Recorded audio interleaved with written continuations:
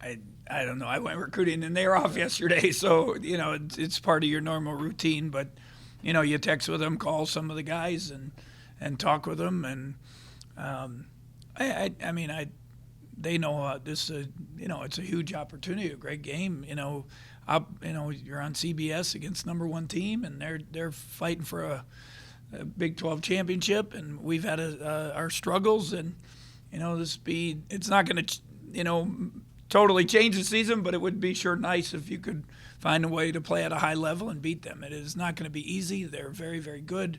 Both those teams, Baylor and West and Kansas, great guard play, toughness, defense. It's funny that they're just playing small ball basically, and but and you got one of the best big guys, if not the best big guy in the country inside. Yeah, as a Buki's been on a real tear lately. What makes him such a tough matchup, both offensively and defensively? I think it's the four guards. They just spread you out, and then he gets the roam, and they're so good at getting downhill, and you got to help.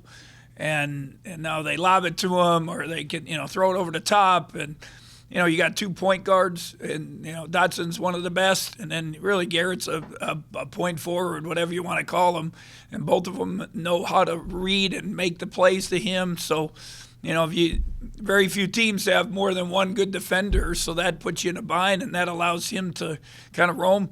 This first season probably in a while where he's just stayed healthy, and I think he's in great shape, confident, playing like an older guy should. That's you got to give him credit. Who wins in college basketball? A lot of times older guys, and they've been through it. They've been through the wars. They understand the preparation, and he's just playing. He runs the court better. He does so much more. Seems like he's just better shape, all that stuff, than he's been in the past. You have to talk to the guys about just making sure absolutely they're totally smart in this game after what happened at the. I mean, we obviously talked a lot about it after it happened, and we went through it. We'll definitely remind them, that we're here to play basketball, and we gotta act right. Like I said after game, act right, play the game with class, win or lose, and that's the biggest thing. So, any little incident we've had since then, rebound tussle or whatever, we've always brought it up to them. Hey, we don't need problems now. We got to worry about ourselves and our game and getting better, and we don't need anything else. So it was not great for Kansas, not good for K-State, not good for college basketball, and but we move forward to get a chance to play in a special environment on Saturday against a really good team on national TV, and what more can you ask for?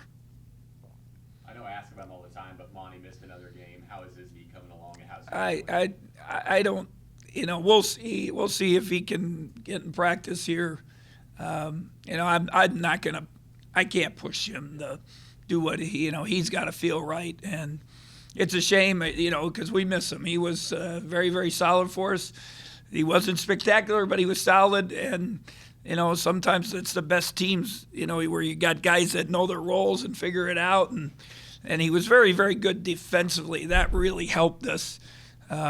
When he was in there, that because he could switch things, he seemed to read it, didn't overdo it. I kind of tease with you guys what less is more. I think that was probably his, key to success. But we'll see how practice goes the next couple days. Nigel Shadd got a little bit of time at the end of the Baylor game. Yeah. What keeps him off the floor for the most part? Well, he just was so far behind. You miss basically a year and a half, 2 years, whatever. He's just been hurt all the time. When you're not here in practicing in October, November, and beginning of December, it's tough all of a sudden to know the plays, to know the coverages, all that stuff. Physically he can do some things, and we've always said, even the last time we were there, if we get in foul trouble with big guys, and the thing he does have is a big body. You might have to use him. So great. He's a good young man. He wants to do well. He's put in a lot of extra time trying to get back, but it's just tough. I mean, you don't practice. Monday was Sunday. You come back after the game. You don't really get the practice.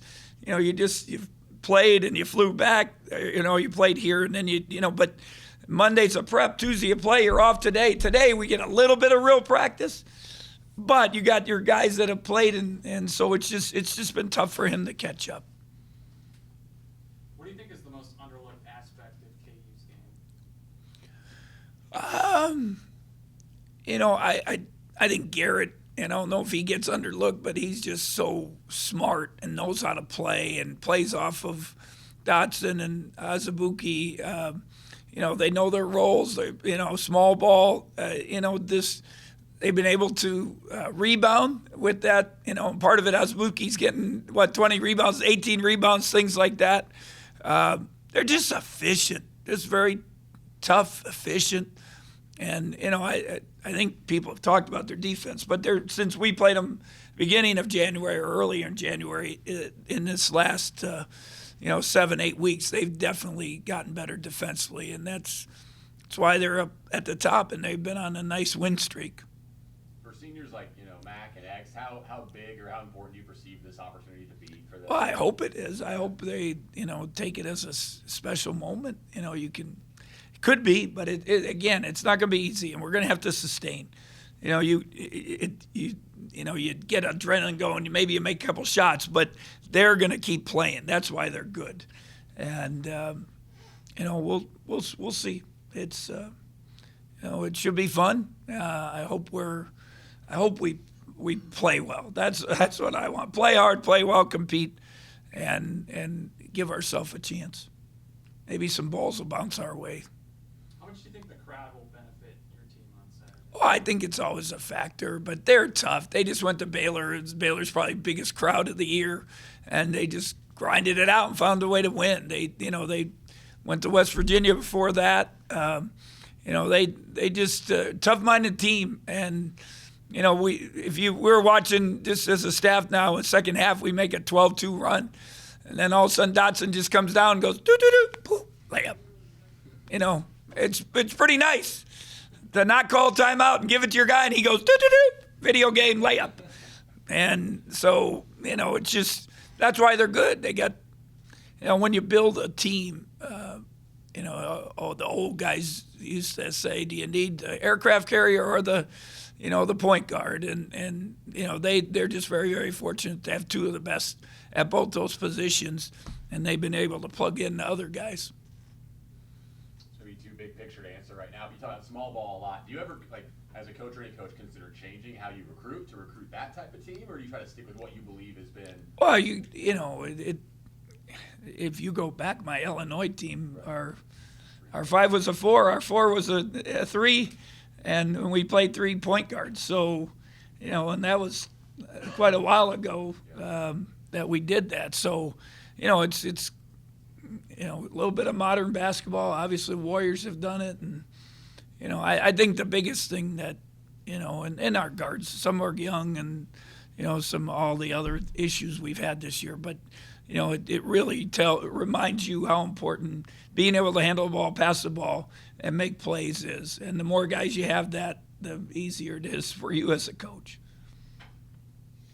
You've got it being in the flow with your offense, getting rolling. What's been the source of your shortcomings this year? I think obviously when you don't make shots, that doesn't help, and you don't make free throws and layups. Those things are pretty obvious. But, being able to make the next pass and then somebody makes a play that creates a better shot for somebody else. I think that's been the biggest thing.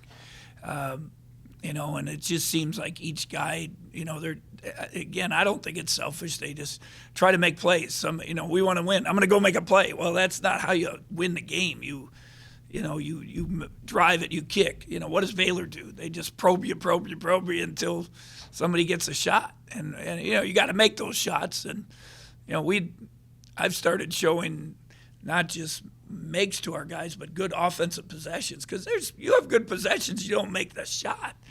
And that's important. So I just think it's there's a lot of things that have happened, but You lost some close games. You lost a little confidence. You got young, you knew as a team, and it just hasn't unfolded. It's very, very sad, disappointing, and, I wish I could go back, but you can't. It's not a video game. You obviously do a lot of self-scouting in the off-season. What does it take to implement new versions of your offense or new areas just kind of entirely?